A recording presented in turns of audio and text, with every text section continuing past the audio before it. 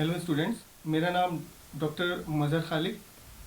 I am assistant professor from the department of computer science and information technology, Khwaja Moinuddin Chishti language university, Lucknow. आज मैं आपको इस video में, last video में जैसे कि मैंने आपको बताया था कैसे आप HTML से फॉर्म क्रिएट करेंगे और कैसे डेटा टेक्स्ट बॉक्सेस में इंसर्ट करने के बाद सबमिट करेंगे और सेम पेज पर या किसी नेक्स्ट पेज पर डिस्प्ले करेंगे। अब मैं इस वीडियो में आपको ये बताने वाला हूँ कि कैसे फॉर्म, तो डिज़ाइन जैसे होता है वो आप मेरी लास्ट वीडियो देख लीजिए, लेकिन उसी फॉर्म की मदद से मैं आपको ये दिखाऊंगा कि कैसे फॉर्म में डेटा सबमिट होके और PHP प्रोग्रामिंग की मदद से हम कैसे डेटा को अपने डेटाबेस की किसी टेबल में फाइनली इंसर्ट करेंगे। ठीक है ना। तो आप देखें यहाँ पर, जैसे कि आपने एडिटर में लास्ट टाइम देखा था, एक कोड सबलाइम टेक्स्ट एडिटर है जो कि आप PHP प्रोग्रामिंग और HTML प्रोग्रामिंग को राइट करने के लिए लिखेंगे। तो आप देख रहे हैं सबलाइम टेक्स्ट एडिटर, जिस पर वही कोड लिखा हुआ है जो आपने पिछली वीडियो में लिखा था फॉर्म क्रिएशन का।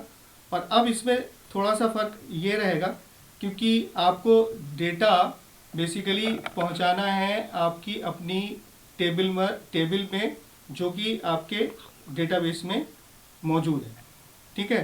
तो आप यहाँ पर सबसे पहले ये देखिए कि आप MySQL का डेटाबेस कैसे देखेंगे। तो आप इंटरनेट एक्सप्लोरर पर, ब्राउज़र पर पहुंचिए और लोकल होस्ट URL में इंसर्ट कीजिए लोकल होस्ट आप देख रहे हैं जैसे कि मैंने किया, और इसको क्लिक कीजिए।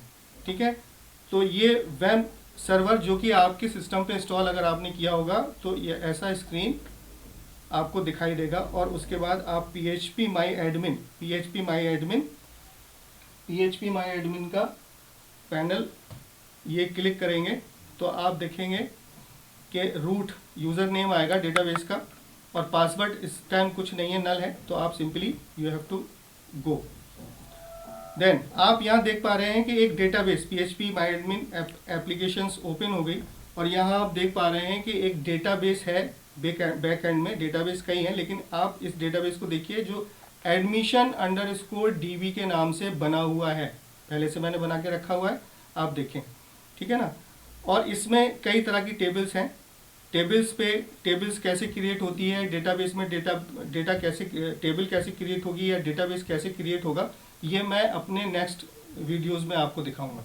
अभी यहाँ पर टेबल एग्जिस्ट करती है जो पहले से मैंने क्रिएट करके रखी है। तो हम इंटरेक्ट करेंगे किस टेबल के साथ, आप ये देखिए REG_form, ये एक टेबल हमने पहले से क्रिएट की हुई है। इसमें बेसिकली इसमें डेटा हम पहुंचाएंगे। आगे की वीडियोस में मैं आपको ये भी दिखाऊंगा कि कैसे डेटा हम फेच करेंगे इस पर्टिकुलर टेबल से। तो अभी आप यहाँ पर देखेंगे कि कैसे डेटा हम पहुंचाएंगे इस टेबल में। तो ये टेबल है। ठीक है। reg_form के नाम से एक टेबल है, रजिस्ट्रेशन से हमने इसको वर्ड शॉर्ट किया है, reg_form। ठीक है। ये एक टेबल आपको दिख रही है, ऊपर भी आपको दिख रहा होगा इसका नाम, और ये हमने ओपन की। तो इसमें ऑलरेडी डेटा एग्जिस्ट कर रहा है, ये इंसर्ट किया था प्रैक्टिस में, तो डेटा दिख रहा है। अब आप देखेंगे कि कैसे डेटा हम वहाँ से इंसर्ट करेंगे और यहाँ पहुँचेगा। तो अभी मैं इसको मिनिमाइज करता हूँ और आपके एडिटर पे पहुँच के ये दिखाता हूँ कि कैसे डेटा यहाँ से इंसर्ट होगा। अब इसके साथ साथ एक प्रोग्राम और काम करेगा। ठीक है ना। वो प्रोग्राम जो डेटा आप बेसिकली यहाँ इस फॉर्म पे इंसर्ट करेंगे। आपने पहले ये देखिए कि जो डेटा आप लोकल होस्ट, जो लास्ट टाइम हमने फॉर्म, ये डेटा ये दिख रहा है आपको फॉर्म जो लास्ट वीडियो में हमने बनाया था। अब आप ये देखेंगे कि कैसे डेटा हम यहाँ से जो इंसर्ट करेंगे वो डेटा बेसिकली आपके डेटाबेस में पहुँचेगा। तो उसके लिए आपका एक कोड और काम करेगा, ये PHP का कोड काम करेगा, जो कि आप देख लें। ठीक है। आप देखें यहाँ पर एक कनेक्शन इंक्लूड किया है डेटाबेस का, और वो डॉलर पोस्ट की मदद से वो C_name जो हमने यहाँ से फॉर्म से भेजा था, C_name एंड F_name, इसमें डेटा सेव होगा। और डेटा सेव होने के बाद जब हम इसको पोस्ट करेंगे, जब हम इसको सबमिट करेंगे इस प्रोग्राम को, मीन्स फॉर्म को, तो डेटा बेसिकली आपका नेक्स्ट पेज पर पहुंचना चाहिए। और वो डेटा आपका यहाँ जो PHP का लोकल वेरिएबल है, उस लोकल वेरिएबल में, यानी कि CNAME और FNAME, $CNAME और $FNAME में सेव हो जाएगा। और उसको हम SQL की मदद से, आप देख रहे हैं यहाँ पर, यहाँ इस जगह पर ये QRY एक SQL लगाया है, insert into reg form, registration form, ये टेबल का नाम है, this is the name of the table. ये वो फील्ड्स हैं जो बेसिकली एग्जिस्ट कर रही हैं आपके इस डेटा टेबल में। और ये वैल्यूज, ये वो फील्ड्स हैं, ये वो वेरिएबल्स हैं बेसिकली, जिसमें आप यहाँ पर डेटा अपने फॉर्म से लेकर आए हैं, वो यहाँ स्टोर होगा इस फील्ड में और इस फील्ड में। और अल्टीमेटली जब ये पूरा प्रोग्राम एग्जीक्यूट होगा तो ये डेटा आपका जो डेटा आप फॉर्म से लेकर आए हैं, वो डेटा आपके जो टेबल है वो एग्जैक्टली टेबल की फील्ड्स में इंसर्ट हो जाएगा। ठीक है, इसकी मदद से। लेकिन इसके साथ साथ जब आप ये SQL लिखेंगे, एक वेरिएबल सेट करेंगे, SQL लिखेंगे और एक वेरिएबल $QRY के नाम से सेट करेंगे, और फिर उसके बाद MySQLi_query इज अ फंक्शन। ये PHP का एक फंक्शन है जो कंप्लीटली एग्जीक्यूट करेगा आपके कनेक्शन को और क्वेरी को। और अगर ये स्ट्रिंग, ये पूरा स्टेटमेंट फाइनली एग्जीक्यूट हो जाता है प्रॉपरली, तो वैल्यू रिटर्न करेगा इस वेरिएबल में रन में। तो अगर वैल्यू रिटर्न होगी ट्रू और फॉल्स में वैल्यू रिटर्न करेगा। अगर वैल्यू होगी ट्रू तो आपका बेसिकली डेटा इंसर्ट हो जाएगा, जैसा कि मैंने यहाँ एक इफ कंडीशन लगाई है कि if this is equal to true, if run is equal to true, तो इको से हम मैसेज प्रिंट कराएंगे कि data inserted successfully, otherwise not inserted. ठीक है, तो ये पूरा प्रोग्राम आपके इसके साथ काम करेगा।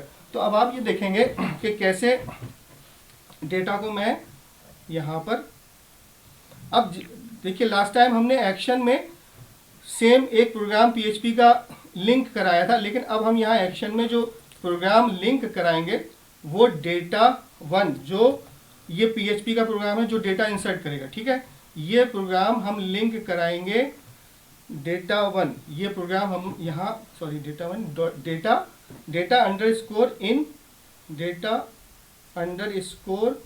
data_in.php, ये हम यहाँ लिंक कराएंगे।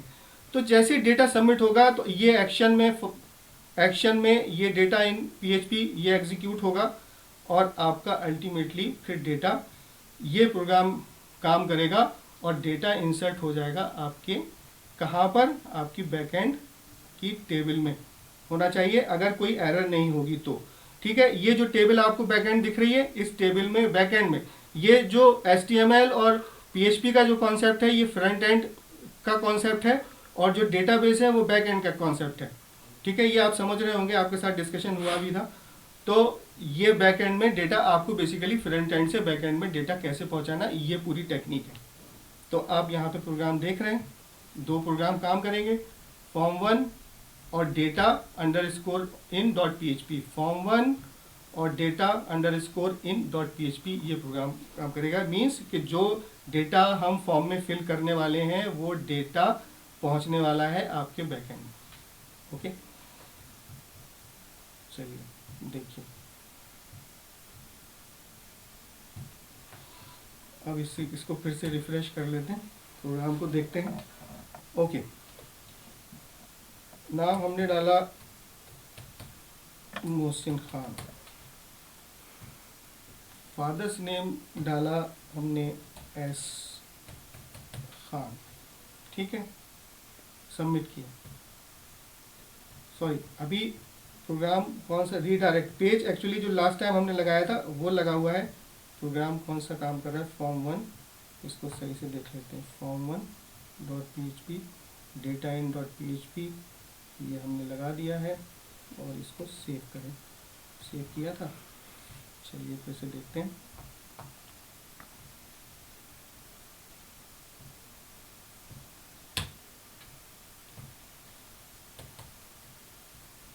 सेम नाम डाल के देखते हैं, सक्सेस होना चाहिए।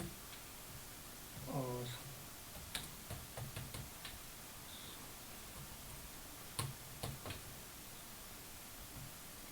देखिए ठीक है, ये फॉर्म पे मैंने डेटा इंसर्ट किया और डेटा इंसर्ट करने के बाद हमारे पास मैसेज आया डेटा इंसर्टेड सक्सेसफुली।